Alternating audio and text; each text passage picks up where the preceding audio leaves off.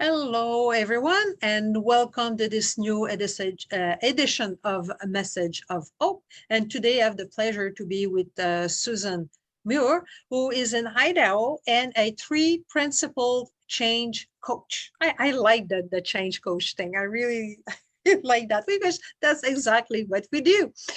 Welcome, Suzanne. Thank you, Martine. I'm honored to be invited to share whatever thoughts I might have about what you're going to ask me about. Well, it's an easy question. What I'm going to ask you is, well, I've been asking the same question to everyone, and is all this having this understanding about the three principles or the inside out way of working for human being, is how does that help you navigate or stress or um, different events or COVID or the elections in your neck of the hood. So, how does that help you navigate whatever is thrown your way? Well, Martine, the difference is really night and day between before I came across this understanding and now, because I think that given the way things have gone this year, I would probably, like many people, have been a complete nervous wreck through this year. And instead, it has been one of the most beautiful, connected, and creative years I've ever had. So that's quite the contrast.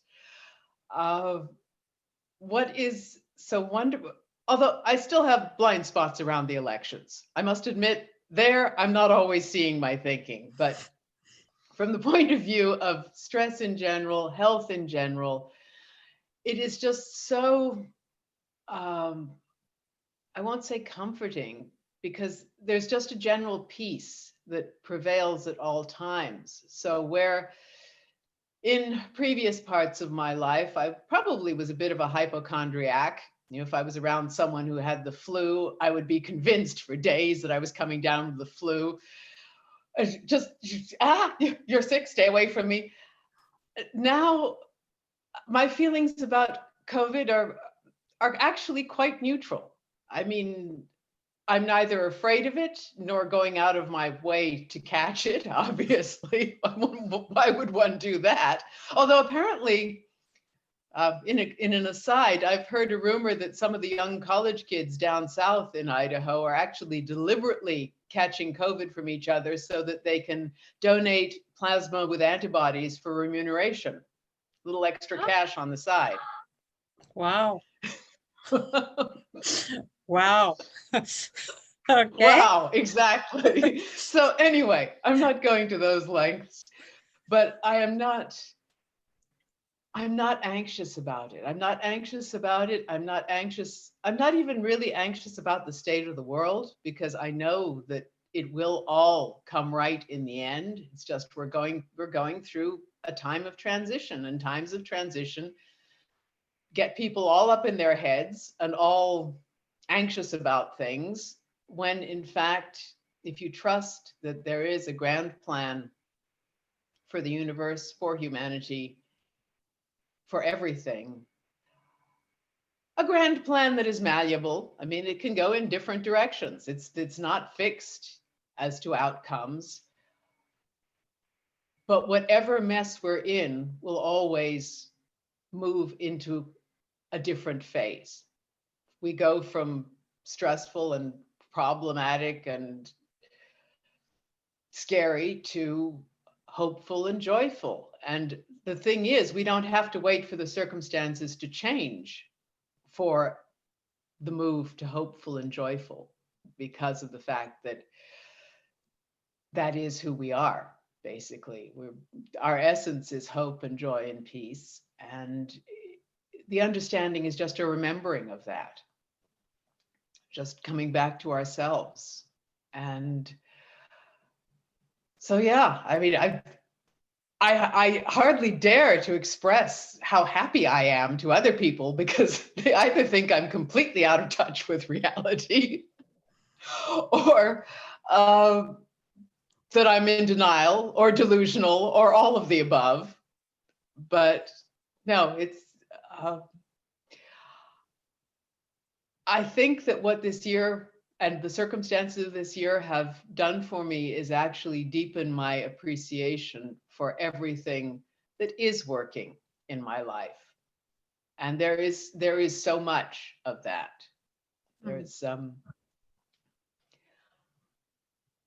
I really can't complain. And yes, I know other people are having a really tough time and might potentially say, yeah, well, that's all well and good for her. You know, she's apparently not suffering, but you know, I've lost my job. I don't know how I'm going to make the rent. Yes, I can see that people would get caught up in that, but this too will pass, and it'll pass faster if you don't get caught up in the fear.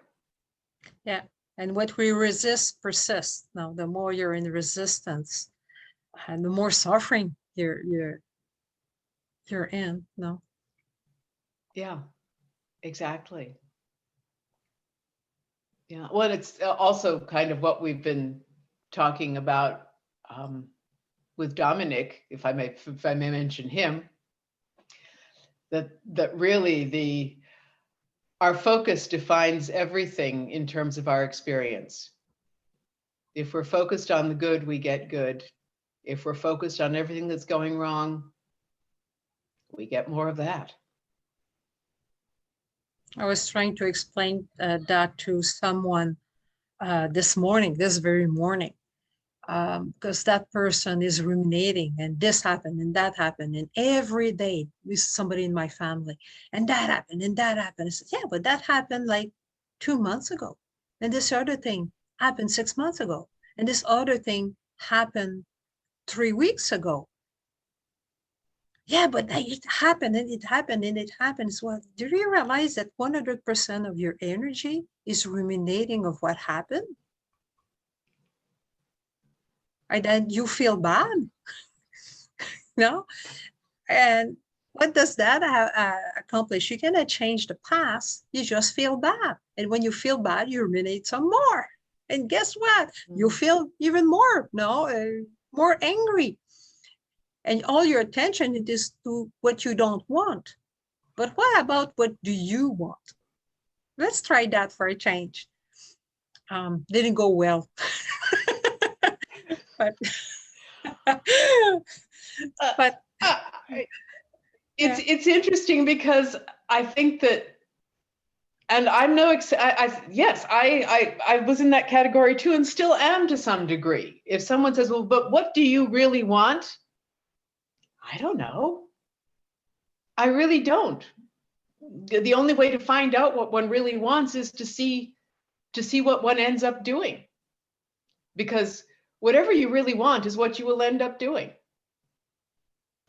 And it's the more we think about it, it's always funny because we can ruminate about something for days and days and days and say, okay, no, I'm not going to do it. And so then you end up in the conversation in which you have to make your decision known, and you find yourself saying yes. You know, what just happened? I had decided I was going to say no, but you end up saying yes because that was what you were moved to do. And vice versa. Through us, right? So yeah, life lives through us, exactly. So all the more reason not to spend too much time thinking about decisions, because I am endlessly surprised by what I end up doing after lots of rumination. It almost invariably has nothing to do with the cogitation that preceded it. I just do whatever occurs to me in the moment. And quite often it appears to be in direct contradiction to what I had just thought through, you know?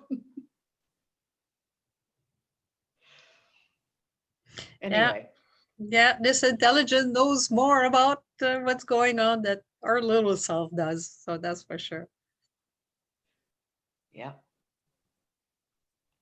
So did I answer the question? Perfectly. Thank you for your time, Suzanne.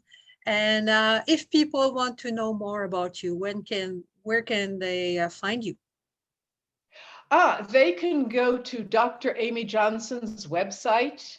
There is there is a change coach directory there.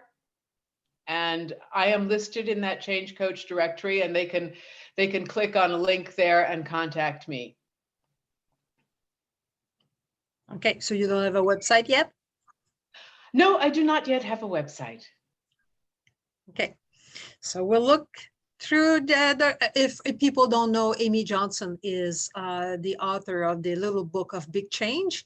And what's the other one? Being Human or something like that? And Being she's Human, and there is a third book that will be published first part of next year. She's just finished it. okay.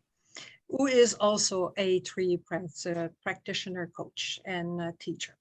So thank you. Thank you very much, Suzanne. Thank you, Martine. It was fun.